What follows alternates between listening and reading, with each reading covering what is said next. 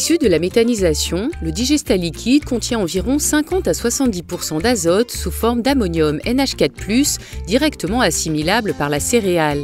Il peut donc être répandu en remplacement d'un apport d'engrais minéral dans le cadre d'une fertilisation fractionnée. Cela évite d'accumuler des stocks d'azote dans le sol et rend l'azote disponible en petite quantité au moment où la plante en a besoin. La dose totale à apporter est calculée à partir de la méthode des bilans notamment, en se basant sur le reliquat azoté mesuré dans la parcelle. Dans le cas du blé, l'apport de digestat liquide s'intégrera dans le fractionnement avec un complément d'engrais minéral qui viendra en fin de cycle. La technique de l'épandage sans tonne à lisier permet de préserver le sol du tassement, même lors des applications de sortie d'hiver. Le digestat liquide est pompé à la sortie de la fosse de stockage, qui est couverte pour éviter la perte d'unités fertilisantes sous forme d'ammoniac et l'émission de protoxyde d'azote, un gaz à effet de serre. Le digestat est ensuite transféré par une canalisation ou transporté avec une tonne vers un caisson tampon placé en bout de champ. Une pompe envoie le digestat dans un enrouleur placé sur le tracteur et un pendillard distribue la dose de façon homogène.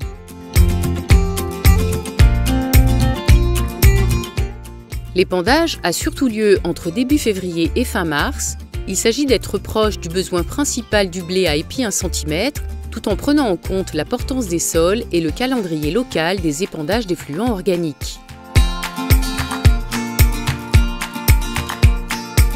En agriculture biologique, donc, on n'a plus d'apports minéraux, donc c'est uniquement en fait de l'organique.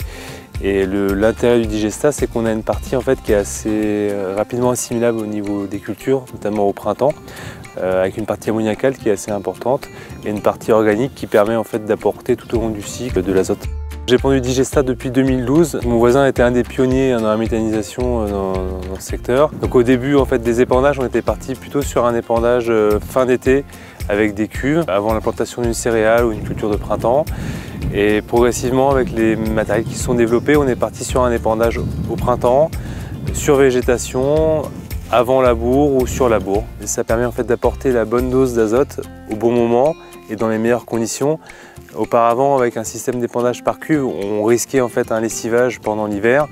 Là, les apports sont vraiment au moment où les plantes en ont vraiment besoin. Ça évite que des cuves avec 50 tonnes viennent en fait dans mon champ et dégradent en fait la structure. Et également, en fait, à la sortie des champs, ça évite en fait que les cuves qui ressortent de champs mettent de la terre en fait sur la route. Un mois après les épandages, c'est flagrant. On voit par rapport à la bande témoin où je n'avais pas fait épandre et la partie qui a été épandue, on constate vraiment une différence significative avec des plantes qui sont poussantes, vertes et une reprise de végétation qui est nette.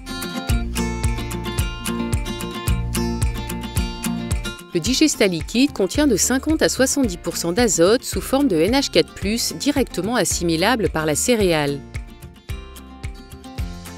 La dose de digestat liquide à apporter sur céréales en sortie d'hiver est calculée à partir de la méthode des bilans, intégrant le reliquat azoté mesuré dans la parcelle, et aussi à partir de l'analyse du digestat. Le principe de l'épandage sans tonne consiste à transporter le digestat liquide depuis la fosse de stockage vers un caisson tampon en bout de parcelle. Ce caisson alimente en continu un enrouleur placé sur un tracteur équipé d'un pendillard. Cette technique évite la création d'ornières et permet une répartition homogène du fertilisant.